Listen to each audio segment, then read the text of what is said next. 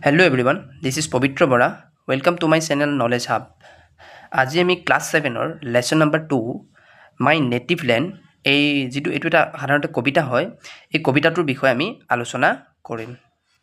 ইয়াতে লিখা আছে কবিতাটোৰ নাম দিয়া হৈছে মাই নেটিভ লেণ্ড। নেটিভ বুলি ক'লে সাধাৰণতে আমি নিজৰ বুজোঁ, নিজৰ লেণ্ড মানে আমি গম পাইছোঁ জন্মভূমিখন, আৰু ইয়াতে আমি কি বুজিম নেটিভ লেণ্ড বুলি কোৱাৰ লগে লগে আমি জন্মভূমিৰ কথা বুজিম। মানে কবিয়ে কৈছে মাই নেটিভ লেণ্ড মানে হৈছে মোৰ জন্মভূমি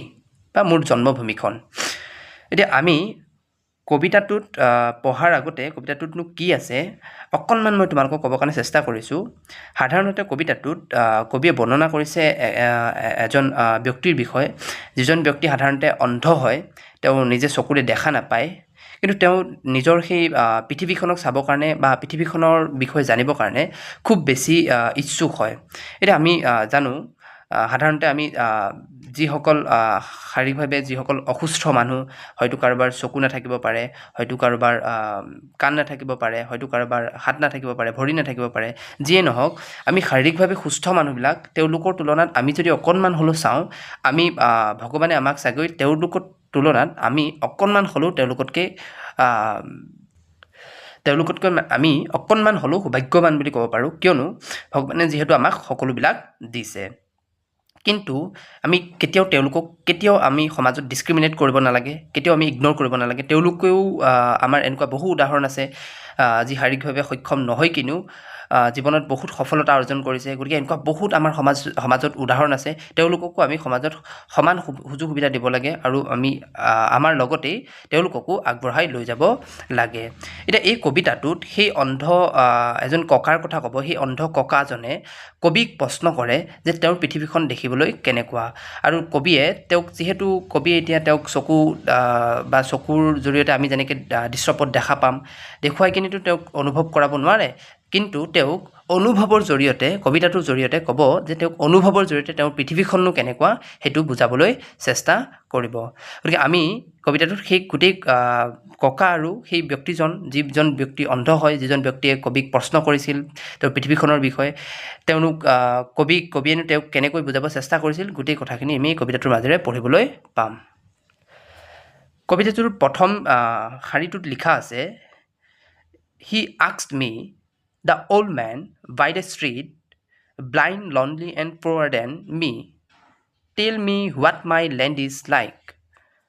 প্ৰথমতে কৈছে হি আস্কড মি। এতিয়া কবিয়ে গোটেই কথাখিনি বৰ্ণনা কৰি আছে। এতিয়া কবিয়ে কৈছে হি আস্কড মি। এতিয়া হি বুলি ইয়াতে সেই ব্যক্তিজনক সম্বোধন কৰিছে যিজন ব্যক্তি অন্ধ আছিল, যিজন ব্যক্তিয়ে নিজৰ পৃথিৱীখনক জন্ম হোৱাৰ পিছতো তেওঁ দেখিবলৈ সক্ষম হোৱা নাছিল, সেই ব্যক্তিজনৰ কথা ইয়াতে ক'ব বিচাৰিছে। গতিকে হি বুলি ইয়াতে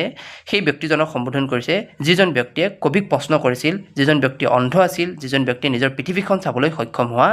নাছিল বা পৃথিৱীখন দেখিব পৰা নাছিল, জন্মগ্ৰহণ কৰিও নিজৰ পৃথিৱীখনক যিজন ব্যক্তিয়ে দেখা পোৱা নাছিল, সেই ব্যক্তিজনকে ইয়াতে হি বুলি সম্বোধন কৰিছে। কবিয়ে কৈছে হি আস্কড মি, তেওঁ মোক সুধিছিল, দ্য অল্ড মেন,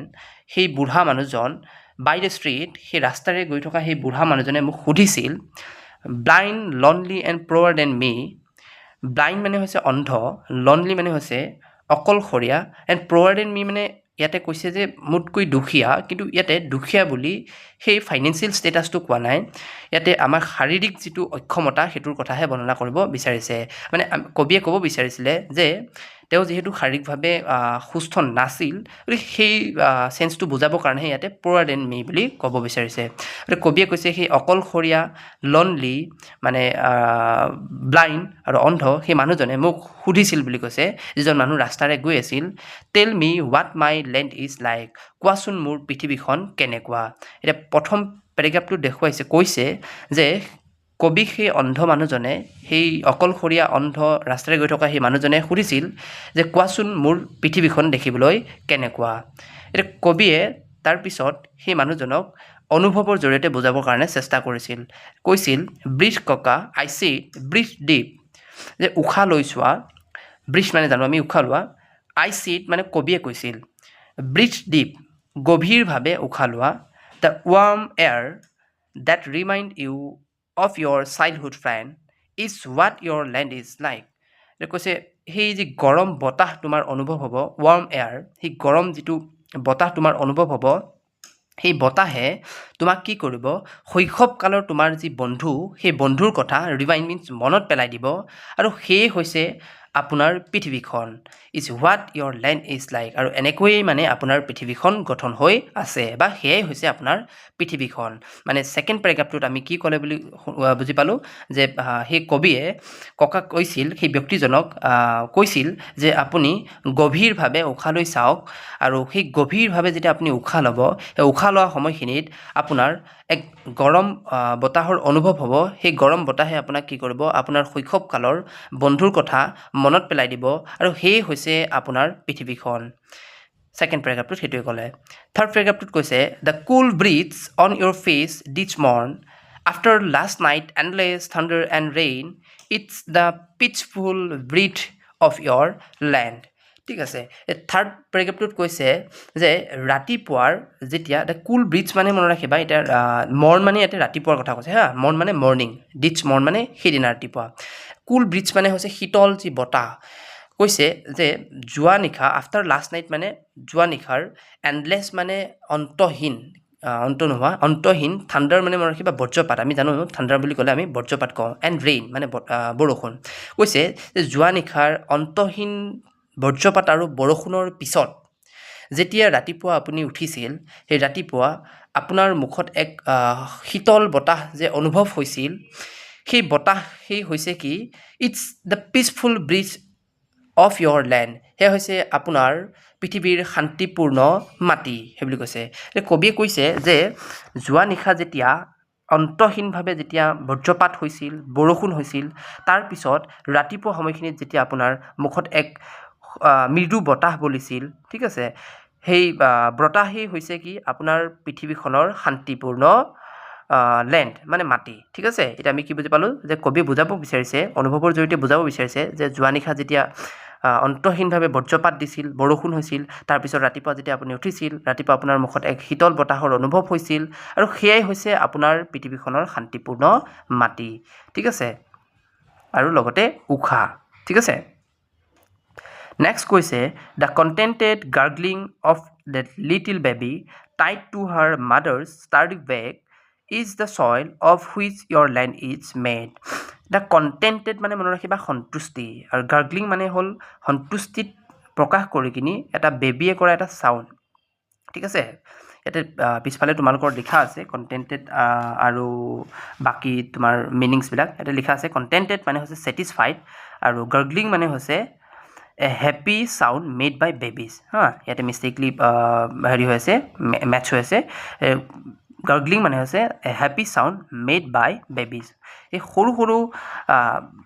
যিবিলাক আমাৰ সৰু সৰু বাচ্ছা আছে তেওঁলোকে যেতিয়া মাকৰ কোচত উঠি থাকে তেতিয়া তেওঁলোকে খুব এক সন্তুষ্টি প্ৰকাশ কৰে আৰু সেই সন্তুষ্টিত তেওঁলোকে হাঁহি মাৰে সেইটো কথা ইয়াতে বৰ্ণনা কৰিব বিচাৰিছে ষ্টাৰ্ডি বেগ মানে মনত ৰাখিবা মাকে যেতিয়া কেঁচুৱাটোক খুব মজবুতভাৱে নিজৰ পিঠিত বান্ধি ৰাখে সেইটো কথা ক'ব বিচাৰিছে the contented gurgling of that baby little baby tied to her mother's study bag is the soil of which your land is made কৈছে যে সেই সন্তুষ্টি প্ৰকাশ কৰি মাকৰ পিঠিত মজবুতকৈ বান্ধি থোৱা সেই শিশুটিয়ে যেনেকৈ এক সন্তুষ্টি প্ৰকাশ কৰি এক হাঁহি মাৰে সিয়ে হৈছে আপোনাৰ মাটি বুলি কৈছে ইজ দ্য চইল সিয়ে হৈছে আপোনাৰ মাটি পৃথিৱীখনৰ মানে আপোনাৰ পৃথিৱীখনৰ মাটি যি মাটিৰে আপোনাৰ পৃথিৱীখন কি হৈছে গঠন হৈ আছে বুলি কৈছে সেইটো কাৰণে কৈছে is the soil of which your land is made সেয়ে হৈছে আপোনাৰ পৃথিৱীখনৰ মাটি যি মাটিৰে আপোনাৰ পৃথিৱীখন গঠন হৈ আছে এতিয়া আমি 3 নম্বৰ পেৰাগ্ৰাফটোত কি পঢ়িব পালোঁ the contented gurgling of that little baby tied to her mother's sturdy back is the soil of which your land is made মানে ক'লে যে সেই সন্তুষ্টি প্ৰকাশ কৰি কিনি মাকৰ পিঠিত মজবুতকৈ বান্ধি থোৱা সেই শিশুটিয়ে যি এক সন্তুষ্টি প্ৰকাশ কৰি হাঁহি মাৰে সেই হাঁহিয়ে আপোনাৰ পৃথিৱীখনৰ মাটি বুলি কৈছে আৰু সেই মাটিৰে আপোনাৰ পৃথিৱীখন গঠন হৈ আছে তাৰপিছত কৈছে the chorus of cuckoo and sparrow' cuckoo and ঘনচিৰিকা চৰাই আৰু কোকো মানে হৈছে কুলি চৰাই আৰু স্পেৰ' মানে হৈছে ঘনচিৰিকা চৰাই এতিয়া ঘনচিৰিকা আৰু কুলি চৰাইৰ যি কোৰাছ মাত ঠিক আছে as they play around the tree tops near is what saves your native land তাৰপিছত কৈছে সেই যেতিয়া চাৰিওফালে যেতিয়া সেই চৰাইবিলাকে গছৰ শিখৰত চাৰিওফালে যেতিয়া সিহঁতি খেলা ধূলা কৰি কিনি এক খুব ধুনীয়াকৈ এক চাউণ্ড কৰি থাকে, ঠিক আছে, is what shapes your native land, সিয়ে হেনো আপোনাৰ জন্মভূমিখন কি কৰিছে, গঢ়ি তুলিছে। কবিয়ে কৈছে যে আপোনাৰ চাৰিওফালৰ সেই কোকো এণ্ড স্পেৰ' চৰাইবিলাকে যেতিয়া এক সন্তুষ্টিৰ প্ৰকাশেৰে বা সিহঁতি যেতিয়া খেলা ধূলা কৰি কিনি গছৰ ওপৰত ট্ৰি টপছ মানে গছৰ ওপৰত শিখৰ বুলি কওঁ আমি ট্ৰি টপছ বুলি ক'লে, শিখৰত যেনেকৈ সিহঁতি ঘূৰি ফুৰি কি কৰে, খুব ধুনীয়া এক সন্তুষ্টি প্ৰকাশেৰে ধৰি লোৱা সিহঁতি কি কৰে, খেলা ধূলা কৰি থাকে। গতিকে সেইটোৱেই হেনো কবিৰ পৃথিৱীখন বা কবিৰ সেই জন্মভূমিখন কি কৰিছে, সৃষ্টি কৰিছে বা গঢ়ি তুলিছে। তাৰপিছত লাষ্ট পেৰেগ্ৰাফটোত কৈছে দ্য ডিষ্টেঞ্চ ৰোল অফ বিহুড হ'ল the Peppa and Gogona my neighbors play, and heady aroma of the pitha and laru, the chant of evening prayer in the Namghor Masjid church, this make the soul of your beloved land. মানে কৈছে the distance মানে দূৰৈৰ পৰা অহা সেই যি বিহু ঢোলৰ শব্দ, বিহু ঢোল বুলি ক'লে আমি সকলোৱে জানো বিহুত বজায় যি ঢোল, এই দূৰৰ পৰা অহা বিহু ঢোলৰ যি শব্দ, পেপাৰ যি শব্দ, গগনাৰ যি শব্দ, পেপা আৰু গগনা ইয়াতে নেইবাৰ্ছ মানে হৈছে ওচৰ চুবুৰীয়াই বজোৱা কথা কৈছে। ওচৰ চুবুৰীয়াই বজোৱা সেই পেপা আৰু গগনাৰ শব্দ, দূৰৈৰ পৰা অহা বিহু ঢোলৰ শব্দ, আৰু ইয়াৰ লগতে কৈছে যে হিদি আৰুমা মানে মনে ৰাখিবা সুগন্ধি, পিঠা আৰু লাৰু আমি জানো আমাৰ পৰম্পৰাগত খাদ্য হয়, গতিকে পিঠা আৰু লাৰুৰ যি সুগন্ধি, ঠিক আছে, আৰু লগতে কৈছে the chant of evening prayers in a namghar masjid church, নামঘৰ মছজিদ চাৰ্চত সেই ইভিনিং সময়খিনিত, সন্ধিয়া সময়খিনিত যি আমি প্ৰাৰ্থনা কৰোঁ, সেই প্ৰাৰ্থনা, this make the soul of your beloved land, সেই গোটেই বস্তুবিলাকেই আপোনাৰ পৃথিৱীখনৰ যি আত্মা, সেই আত্মাটো গঢ়ি তুলিছে। এতিয়া আমি কি গম পালোঁ, সেই দূৰৰ পৰা অহা বিহু ঢোলৰ শব্দ, ওচৰ চুবুৰীয়াই বজোৱা পেপা গগনা, আৰু লগতে লাৰু আৰু পিঠাৰ যি সুগন্ধি, সন্ধিয়াৰ সময়ত নামঘৰ মছজিদ চাৰ্চত যে আমি প্ৰেয়াৰ কৰিব যাওঁ, এই সকলোবিলাকেই কি কৰিছে, কবিৰ পৃথিৱীখনৰ যি আত্মা, সেই আত্মাটো সৃষ্টি কৰিছে। এতিয়া আমি গোটেই কবিতাটোত এটাই পঢ়িবলৈ পালোঁ, সেই অন্ধ মানুহজনক কবিয়ে বুজাবলৈ চেষ্টা কৰিছে যে তেওঁৰ পৃথিৱীখন কেনেকুৱা হয়। যেতিয়া কবিক সেই অন্ধ মানুহজনে প্ৰশ্ন কৰিছিল যে তেওঁৰ পৃথিৱীখন কেনেকুৱা হয় বুলি, তেতিয়া কবিয়ে প্ৰথমতে ক'ব বিচাৰিছিল যে আপুনি গভীৰভাৱে এক উশাহ লৈ চাওক, আৰু সেই উশাহ লওঁতে যি গৰম বতাহৰ আপোনাৰ অনুভৱ হ'ব, এই গৰম বতাহে আপোনাক আপোনাৰ শৈশৱকালৰ কথা মনত পেলাই দিব, আৰু সেয়ে হৈছে আপোনাৰ পৃথিৱীখন। তাৰপিছত ক'লে যে যোৱা নিশা যেতিয়া অন্তহীনভাৱে বজ্ৰপাত পৰিছিল, বৰষুণ দিছিল, তাৰ পিছদিনা যেতিয়া আপোনাৰ মুখত এক শীতল বতাহ পৰিছিল, সেই বতাহ লাগিছিল, সেই বতাহেই হৈছে আপোনাৰ পৃথিৱীখনৰ কি হয়, সেই শান্তিপূৰ্ণ মাটিটো, ঠিক আছে, বা শান্তিপূৰ্ণ আপোনাৰ উশাহ আৰু মাটি, সেইবুলি কবিয়ে কি কৰিছিলে, সেই অন্ধ মানুহজনক বুজাব চেষ্টা কৰিছিল। তাৰপিছত কৈছিলে ইয়াৰ উপৰিও যে সেই মাকৰ পিঠিত যেতিয়া মজবুতকৈ বান্ধি থয় সেই শিশুটিয়ে যেতিয়া সন্তুষ্টি প্ৰকাশ কৰি কিনি হাঁহি মাৰে, সেই সন্তুষ্টি প্ৰকাশৰ সেই হাঁহিখনেই হৈছে আপোনাৰ পৃথিৱীখনৰ মাটি, আৰু যি মাটিৰে আপোনাৰ পৃথিৱীখন কি হৈছে, গঢ়ি উঠিছে। ইয়াৰ উপৰিও ক'লে যে সেই কোৰাছ অফ কোকো এণ্ড স্পেৰ', সেই কোকো এণ্ড স্পেৰ' চৰাইবিলাকৰ যি কোৰাছ হয়, যেতিয়া সিহঁতি চাৰিওফালে ঘূৰি ফুৰে, গছৰ শিখৰবিলাকত যেতিয়া সিহঁতি খুব ধুনীয়াকৈ মাত লগায়, সেই মাত লগোৱাৰ লগে লগে এটা খুব সুন্দৰ পৰিৱেশ সৃষ্টি হয়, আৰু সেই গোটেই পৰিৱেশটোৱে আপোনাৰ পৃথিৱীখনক আকৃতি দিছে বুলি কৈছিল। তাৰপিছত একেবাৰে শেষত কৈছিল যে সেই দূৰৰ পৰা অহা বিহু ঢোলৰ শব্দ, আৰু ওচৰ চুবুৰীয়াই বজোৱা সেই পেপা গগনাৰ যি শব্দ, আৰু পিঠা লাৰুৰ যি সুগন্ধি, আৰু সন্ধিয়াৰ সময়ত যি নামঘৰ মছজিদ চাৰ্চত আমি যি প্ৰেয়াৰ কৰোঁ, সেয়া এই গোটেইবিলাকেই কবিৰ পৃথিৱীখনৰ যি আত্মা, সেই আত্মাৰটো কি কৰিছে, সৃষ্টি কৰিছে বুলি কৈছিলে। গতিকে গোটেই কবিতাটোৰ জৰিয়তে কবিয়ে সেই অন্ধ মানুহজনক তেওঁৰ পৃথিৱীখননো কেনেকুৱা হয় বুজাবলৈ চেষ্টা কৰিলে। আশা কৰোঁ তোমালোক সকলোৱে বুজি পালা। গতিকে আই হোপ তোমালোকে মোক ছাপোৰ্ট